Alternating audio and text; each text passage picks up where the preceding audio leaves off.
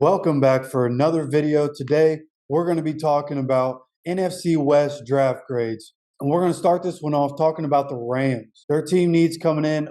Pretty much everything. The Rams are trying to compete and have enough high-end talent to kind of compete, but are basically rebuilding with what their roster looks like right now. They need offensive line, wide receiver, defensive end, DB, linebacker, running back.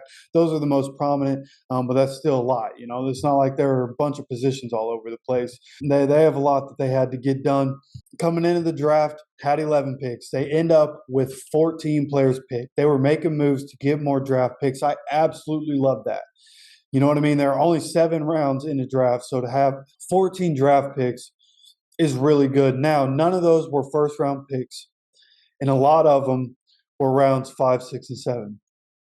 But either way, being able to draft a bunch of guys and get a bunch of guys that can come in and try to make plays for you is a good thing. And I really like that they were able to do that.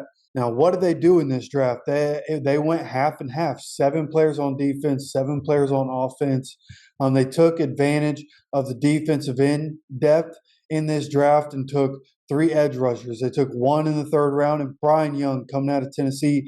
I think that's really good value. I think he's going to be a really good player in the NFL as he develops. They also go 5th round. They get an edge rusher out of App State, and then in the 6th round, they get an edge rusher out of Nebraska. Now, the most interesting draft pick for the Rams is them drafting Stetson Bennett. You would imagine they're doing that so that he can take over when Matthew Stafford retires. Now, everybody's going to talk about Stetson Bennett's 26 years old. Everybody talks about that with him. They're not talking about that with Hendon Hooker. Hendon Hooker also 26 years old. So I'm not real sure why that really matters.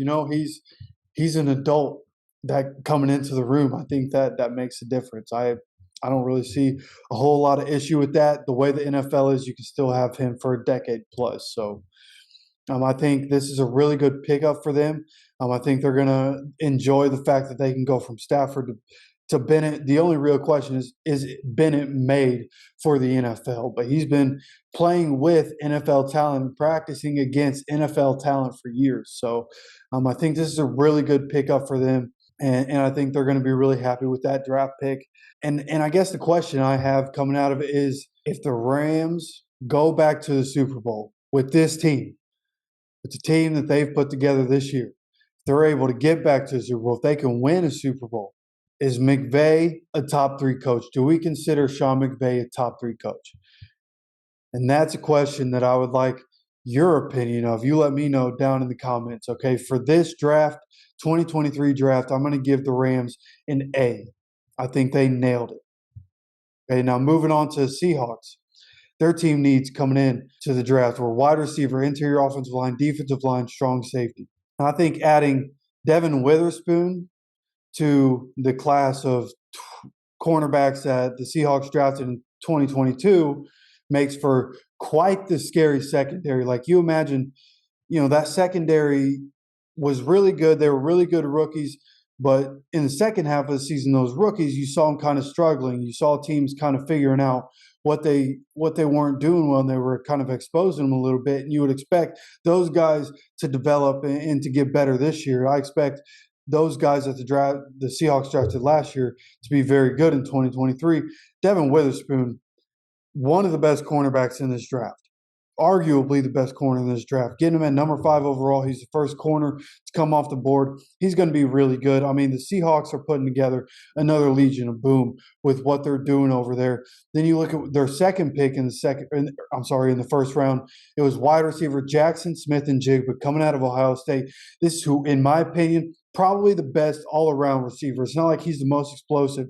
This is probably the best route runner. Like, in the breath of Devontae Adams, when you're looking at, if you want to comp a guy, and I'm along the lines of, it's almost kind of unfair to run comparisons with these guys with really good NFL players, but he reminds me of Devontae Adams when I watch him, and I think he's going to be very good in the NFL. Pairing him with DK Metcalf and Tyler Lockett, I think this is a guy that's going to be very good in the NFL. Geno Smith going to be very happy to have this guy, so I think that was a solid pickup for them.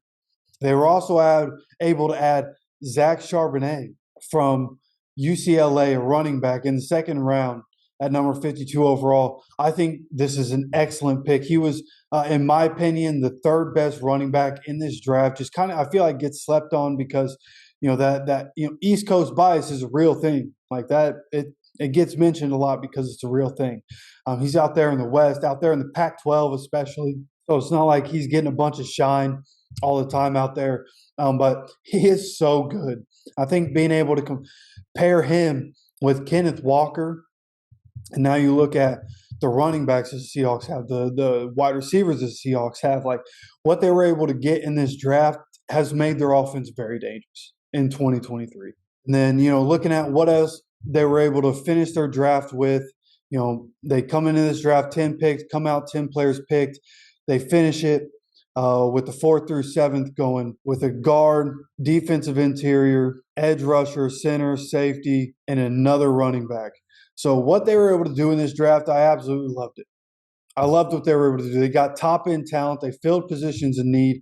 4 picks in the first 2 rounds. I think they nailed all of them, man. Dominated the first 2 rounds, truly. So for me, the Seahawks get a grade of A for the 2023 draft. Now, going over here to San Francisco for the 49ers, they had a really interesting draft. They ended up coming into it with 11 draft picks. They come out of it with 9 players picked. So they were making moves to go get guys that they wanted. They didn't have any picks in the first 2 rounds. Okay, and they needed wide receiver, offensive line, linebacker, cornerback. They start with pick 87 going safety, Jair Brown out of Penn State. And their second pick was pretty interesting. And they've come out and said that they're happy about this pick and they believe in kickers. They go kicker Jake Moody coming out of Michigan. Now, granted, this guy's very good. Okay. The punter for Michigan State and the kicker for Michigan, both of those guys, unanimously, these guys are meant to be in the NFL. So they're going to be able to depend on Jake Moody for a long time. I understand that. That's an important position. You have to be able to make field goals. It's nice. As a Colts fan, I can promise you it's so nice to be able to rely on a guy. Because then you get a guy that you don't know, 40-yard field goal, 50-yard field goal, you throw him out there. And as a fan, you get nervous. On the sideline, those guys get nervous. As a team, you want a guy you can rely on. They'll be able to do that with Jake Moody. Maybe a little overvalued. They maybe overdrafted him here, but they're comfortable with him, and he'll be there for the future. So, solid pickup for them. And then they get a tight end in the 3rd round. They had 3 picks in the 3rd round, and with pick 101 overall, and a draft that was deep for tight ends, they get tight end Cameron Ladu coming out of Alabama, and then they end up getting a tight end later in the 7th round, Braden Willis. So we'll see which of these guys ends up being a difference maker for them. Presumably just run blockers. They have George Kittle. We'll see what these guys end up being for them. But overall, they end up drafting a cornerback. They end up drafting a linebacker. They end up drafting a wide receiver. So they hit their positions in need. They didn't draft any offensive linemen in a draft that was very deep in offensive linemen. They only get 1 edge rusher and no interior defensive lineman in a draft that was deep with defensive linemen. So that didn't really make sense to me. The draft, I think, even though Jake Moody, yes, he's going to be good in the NFL, kicker in the 3rd round, I just don't like it. I understand it, I just don't like it. You could have, maybe they weren't going to be able to give him in the 5th round. I understand, but taking a kicker in the 3rd round, I don't really care for it, especially when, again, you could have gone offensive line somewhere. You could have filled a hole. You could have gone defensive line, got some depth. They lost some guys in the defensive line through free agency in this offseason. I thought they would have tried to go there, and they didn't. For me, the Niners get a draft grade of a C for the 2023 NFL Draft. Now, finishing up the NFC West, we're going to go over to Arizona with the Cardinals. And the Cardinals were making moves. Right, they started with the number 3 overall pick. They trade the Texans to move back to 12 and get some more draft capital. And then they end up trading up to number 6 overall, where they end up drafting Paris Johnson Jr., the tackle from Ohio State. Now, the team needs for the Cardinals coming in were offensive line, defensive line, cornerback, and safety. So getting Paris Johnson, this is the guy that their quarterback wanted. This is the guy that they went and got.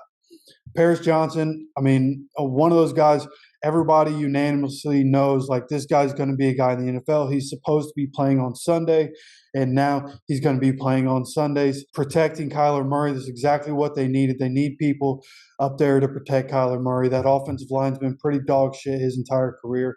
Then in the second round, they go edge rusher, B.J. Ojulari coming out of LSU. This is a very good pick. Wouldn't have been surprised if he went in the first round. I think there were a couple picks that people made in the first round where this guy could have went instead. BJ, going to be a very good NFL player.